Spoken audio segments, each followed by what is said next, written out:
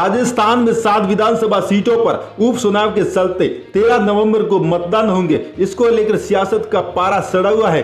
टोंक जिले की देवली उनियारा विधानसभा सीट पर कांग्रेस और बीजेपी दोनों ही पार्टियों की राजनीतिक बिसात बिस गई है। दोनों ही पार्टियां जीत को लेकर जोड़ गुणा और भाग के समीकरणों में लगी हुई है। इधर बीजेपी के लिए इस सीट पर लगातार 2 बार हार का मुंह देखने के बाद तीसरी बार अपनी लाज बचाना बड़ी चुनौती हो गई है। वे कांग्रेस के लिए तीसरी बार जीत हासिल करना हैट्रिक बनाने का मौका है। बीजेपी की ओर से उम्मीदवार घोषित होने के बाद अब कांग्रेस का उम्मीदवार तय होना बाकी है। इसको लेकर कयासों का बाजार गर्म है। आपको बता दें कि देवली उनियारा विधानसभा क्षेत्र मीणा और गुर्जर जाति का बहुमूल्य वर्ग है। पिछले 2 बार से विधानसभा चुनाव में कांग्रेस ने बीजेपी को हार का स्वाद चखाकर जीत हासिल की। हरीश मीणा लगातार 2 बार इस सीट पर जीत हासिल कर अपना लोहा मनवा चुके।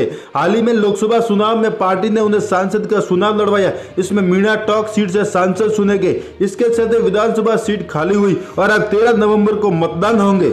वहीं देवली उनियारा विधानसभा सीट 2 बार कांग्रेस के खाते में गई, लेकिन अब हरीश मीणा की टोंक सांसद बनने के बाद उपचुनाव के लिए उम्मीदवारों का चयन करना कांग्रेस के लिए भी टेढ़ी खीर साबित हो रहा है। सियासी चर्चा है कि सांसद हरीश मीणा उपचुनाव में अपने लिए सेफ जोन बनाना चाहते ताकि अपने अगले विधानसभा चुनाव में फिर से हरीश मीणा इस सीट पर वापसी कर सके। इसको लेकर जमकर सियासी चर्चाएं हो रही। वही माना जा रहा है कि देवली उनियारा सीट पर सचिन पायलट और हरीश मीणा का पूरा हस्तक्षेप रहेगा। इसके चलते हरीश मीणा की ओर से नमो नारायण मीणा और उनके बेटे हनुमंत मीणा का नाम भी टिकट की दौड़ में है। वही पूर्व विधायक रामनारायण मीणा, प्रहलाद गुंजल का नाम भी चर्चा में है। हालांकि गुंजल ने हाल ही में अपनी दावेदारी से मना कर दिया है। उन्होंने अपनी जगह सचिन पायलट के खास नरेश मीणा का नाम टिकट के लिए आगे किया है। इसके अलावा कांग्रेस के धीरज गुर्जर का नाम भी टिकट के दावेदारों की दौड़ में शामिल है।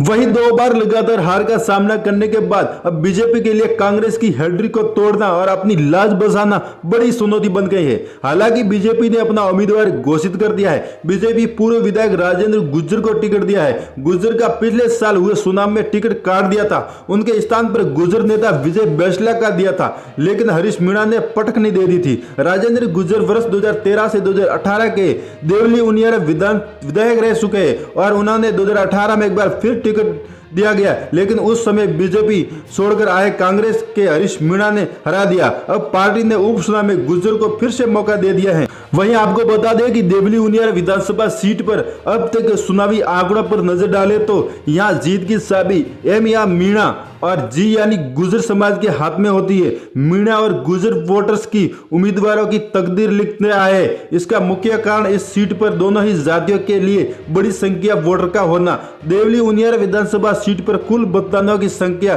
करीब 3 लाख है। इनमें 1,54,832 पुरुष और 1,45,145 महिला मतदान है। इस सीट पर मीणा और गुर्जर वोटर्स का दबदबा है। इसके चलते यहाँ करीब 52,000 मीणा और 46,000 के आसपास गुर्जर मतदान है, जबकि माली 19,000 और राजपूत 20,000, ब्राह्मण 22,000, वैश्य 22,000 और अल्पसंख्यक 30,000 और एससी 40,000 मतदान है। इस सीट पर गुर्जर और मीणा मतदान ही उम्मीदवार का भाग्य तय करते हैं।